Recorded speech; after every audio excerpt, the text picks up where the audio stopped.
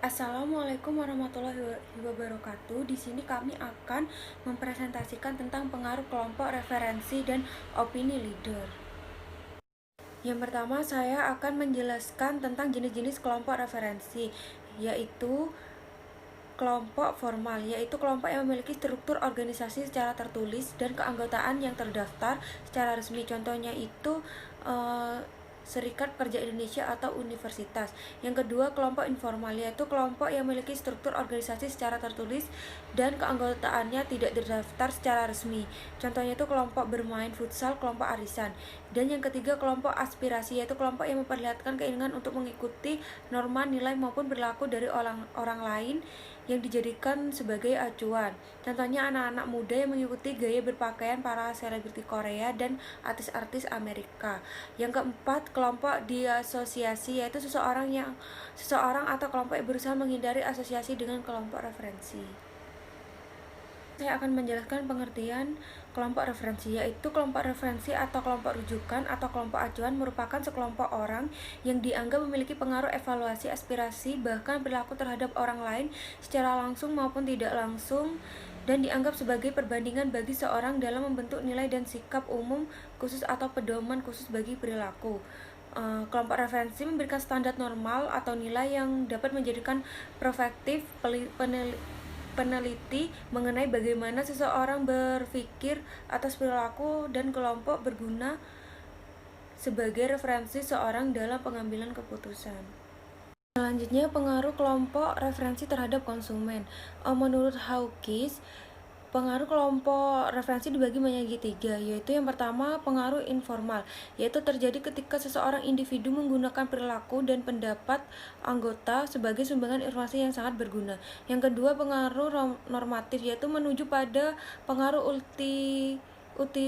utilitarian, terjadi ketika individu memenuhi ekspektasi kelompok untuk mendapatkan reward langsung untuk menghindari sanksi. Yang ketiga, pengaruh identifikasi, yaitu juga disebut dengan value expressive influencer, terjadi ketika individu telah mengalami internalisasi nilai dan norma grup. Selanjutnya, faktor yang mempengaruhi kekuatan pengaruh kelompok acuan. Yang pertama, informasi tentang produk dan pengalaman menggunakan produk tersebut. Yang kedua, kredibilitas, daya tarik, dan kekuatan kelompok acuan. Yang ketiga, sifat produk yang menonjol secara visual dan verbal. Yang keempat, dampak kelompok acuan terhadap produk dan pilihan merek. Dan yang kelima, besar kecilnya resiko yang dipersepsi konsumen bila dia menggunakan produk tersebut. Selanjutnya, komunikasi mulut ke mulut, yaitu word of mouth communication. Yang pertama, pengertian komunikasi mulut ke mulut, yaitu merupakan proses komunikasi yang berupa pemberian rekomendasi baik secara individu maupun kelompok terhadap suatu produk atau jasa yang bertujuan untuk memberikan informasi personal. Yang kedua, model komunikasi mulut ke mulut, yaitu ada dua model. Yang pertama, organic word of mouth, yaitu komunikasi pemasar yang berasal dari perusahaan dan yang berasal dari konsumen. Yang kedua, amplified word of the mouth, yaitu terjadi karena didesain oleh perusahaan. Yang ketiga, ini adalah komunikasi mulut ke mulut dan kepuasan pembeli, yaitu strategi promosi dalam kegiatan pemasar yang menggunakan orang ke orang yang puas untuk meningkatkan kesadaran produk dan menghasilkan tingkat penjualan tertentu. Komunikasi dari mulut ke mulut menyebar melalui jaringan bisnis, sosial, dan masyarakat yang dianggap sangat berpengaruh sekali. Selanjutnya, faktor-faktor motivasi yang mempengaruhi terjadinya boom. Yang pertama, seseorang mungkin begitu terlibat dengan suatu produk tertentu dan aktivitas tertentu dan bermaksud membicarakan mengenai hal itu dengan orang lain sehingga terjadi proses word of mouth. Yang kedua, seseorang mungkin banyak mengalami mengenai produk dan menggunakan percakapan sebagai cara menginformasikan kepada orang lain. Yang ketiga, seseorang mungkin mengawali suatu diskusi dengan membicarakan sesuatu yang kelar dari perhatian utama diskusi. Yang keempat, word of mouth merupakan salah satu cara mengurangi ketidakpastian karena dengan bertanya kepada teman, keluarga, atau kerabat terdekat lainnya, informasinya lebih dapat dipercaya sehingga akan mengurangi penelusuran dan evaluasi merek. Selanjutnya, indikator word of mouth. Yang pertama, pembicaraannya ini kumpulan target di mana mereka akan membicarakan suatu merek, biasa disebut juga influencer. Yang kedua, topik ini berkaitan dengan apa yang dibicarakan oleh si pembicara atau talker. Yang ketiga yaitu tools atau alat, ini merupakan alat penyebaran dari topik dan talker. Yang keempat, talking part, yaitu partisipasi suatu pembicaraan akan hilang jika hanya ada satu orang yang membicarakan mengenai suatu produk. Yang kelima, tracking, yaitu pengawasan, ialah suatu tindakan perusahaan untuk mengawasi serta memantau respon konsumen. Selanjutnya, manfaat utama melakukan word of mouth, yaitu yang pertama, sumber dari mulut ke mulut. Menjelaskan definisi dari opinion leadership. Yang pertama yaitu menurut Sutisna, informasi yang didapat oleh konsumen dapat diperoleh melalui media cetak, elektronik, atau mendapatkan informasi dari konsumen lainnya yang terlebih dahulu mengkonsumsi atau membeli produk yang diinginkan tersebut, sehingga dapat membentuk pola pikir konsumen untuk membeli produk atau jasa yang diinginkan. Yang kedua, menurut Kanuk, merupakan pihak dalam pertemuan lisan yang menempatkan diri sebagai pemberi nasihat atau informasi mengenai produk atau jasa, seperti apa merek yang terbaik, bagaimana sebuah produk tertentu dapat digunakan. Yang ketiga, menurut Ristianti dan John, opinion leadership adalah inovator dan karenanya mereka memiliki kelebihan yang memberikan kepada mereka sumber kekuatan, baik expert power, clonal power, legitimate power, maupun reward power. Yang keempat, menurut Kotler dan Keller, adalah seseorang yang berkomunikasi secara informal untuk menawarkan nasihat atau informasi mengenai suatu produk kategori produk tertentu, misalnya yang terbaik dari beberapa merek atau bagaimana produk tersebut dapat digunakan. Nah, dari beberapa pengertian tersebut dapat disimpulkan bahwa opinion leader adalah orang-orang yang sangat sering mempengaruhi sikap dan perilaku orang lain dalam hal pembelian, pemilihan suatu barang atau jasa, maupun pendapat mengenai produk atau jasa yang ditawarkan. Sehingga orang yang dipengaruhi tersebut tertarik dan akhirnya melakukan suatu tindakan pembelian. Kebanyakan konsumen itu menerima informasi dari orang lain. Orang lain yang menjadi sumber informasi bisa berupa teman, keluarga, tetangga, atau teman satu kelompok. Selanjutnya, saya akan menjelaskan tentang ciri-ciri opinion leadership. Menurut Sutisna, yang pertama, secara teknis opinion leadership berkompeten dan dapat dipercaya karena mereka membawa dan memiliki kekuatan keahlian. Yang kedua, opinion leadership melakukan evaluasi terhadap informasi sehingga mereka mempunyai kekuatan pengetahuan. Dan yang ketiga, opinion leadership secara sosial cenderung lebih aktif sehingga proses komunikasi dengan orang lain akan lebih banyak. Mereka ini sering berperan sebagai tokoh masyarakat dan menjadi panutan anggota masyarakat. Yang keempat, opinion leader ini cenderung memiliki kesamaan dengan konsumen dalam hal kepercayaan dan nilai, sehingga mereka membawa kekuatan rujukan. Dan yang terakhir, opinion leadership ini orang yang pertama membeli sesuatu produk, sehingga dia itu termasuk orang yang berani menanggung risiko. Efektifnya opinion leadership di sini ada 3, yaitu yang pertama, kredibilitas. Opinion leader ini dianggap sebagai sumber yang dapat dipercaya karena biasanya mereka itu telah menggunakan produk yang bersangkutan sehingga bisa memberikan informasi yang lebih akurat. Yang kedua yaitu informasi produk yang positif dan negatif. Komentar positif dan negatif yang diberikan oleh opinion leadership menambah kredibilitas mereka. Oleh sebab itu, dalam kenyataan kehidupan konsumen ini, opinion leadership itu lebih dipercaya karena mereka menyediakan informasi mengenai kebaikan dan keburukan. Yang ketiga yaitu informasi dan saran.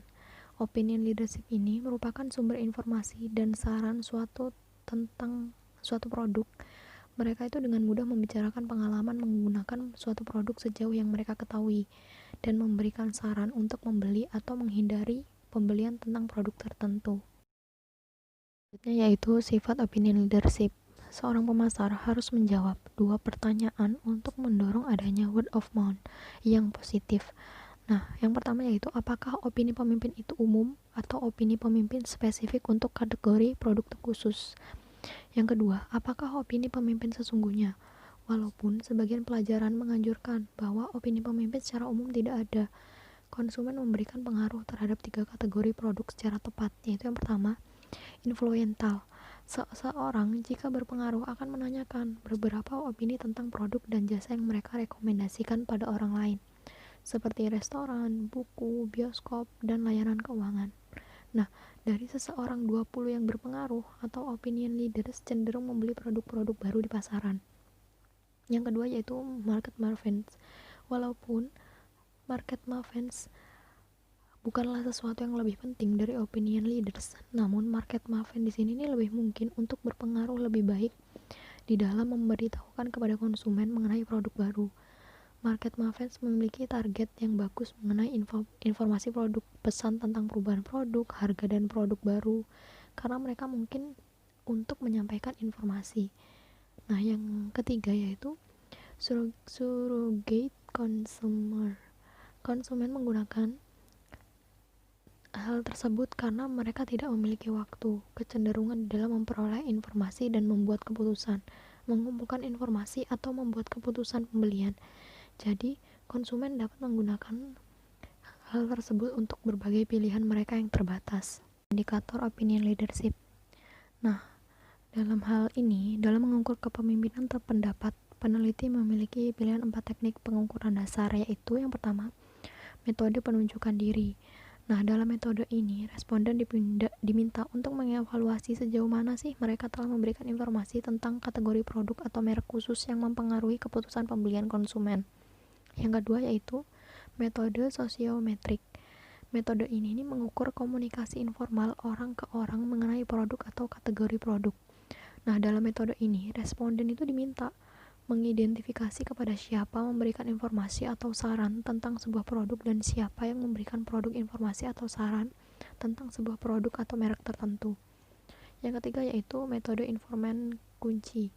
Cara ketiga ini untuk mengukur kepemimpinan pendapat adalah melalui penggunaan informasi kunci yang sangat menyadari atau memiliki pengetahuan tentang sifat komunikasi sosial antar anggota kelompok konsumen tertentu.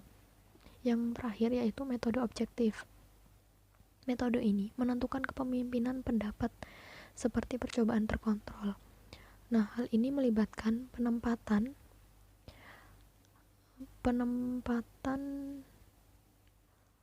produk baru atau informasi produk baru dengan pemilihan individual, kemudian menelusuri apa yang dihasilkan dalam komunikasi interpersonal mengenai produk relevan. Opinion leadership dalam pengambilan keputusan. Terdapat beberapa peran yang dilakukan opinion leader. Setidaknya ada 3 peran opinion leadership dalam mempengaruhi proses pengambilan keputusan, yaitu yang pertama, authority figure. Di sini, opinion leader berperan sebagai pemberi informasi, anjuran atau pengalaman pribadinya dengan tujuan untuk membantu konsumen memuaskan keinginannya.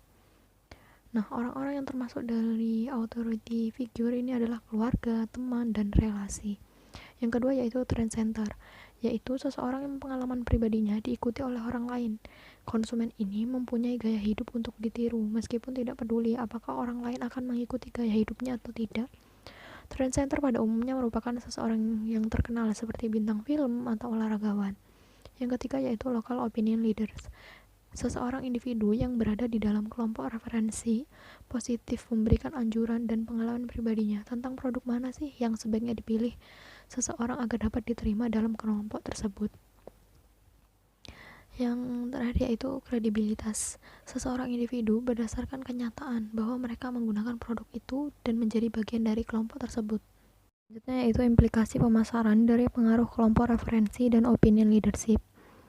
Nah, di sini kelompok-kelompok dari kelompok referensi dapat memberikan pengaruh. Yang pertama yaitu pengaruh informasional. Kelompok referensi akan mempengaruhi pilihan produk atau merek dari seorang konsumen karena kelompok ini sangat dipercaya sarannya karena memiliki pengetahuan dan informasi yang lebih baik. Hal ini terjadi ketika seseorang meniru perilaku dan pendapat dari anggota suatu kelompok yang memberikan informasi yang berguna. Seperti contoh, seorang dokter adalah kelompok referensi bagi pasiennya. Apapun obat yang disarankan oleh dokter biasanya pasti diikuti oleh pasiennya. Yang kedua yaitu pengaruh normatif. Pengaruh normatif di sini adalah pengaruh dari kelompok acu, kelompok referensi terhadap seseorang melalui norma-norma sosial yang harus dipatuhi dan diikuti.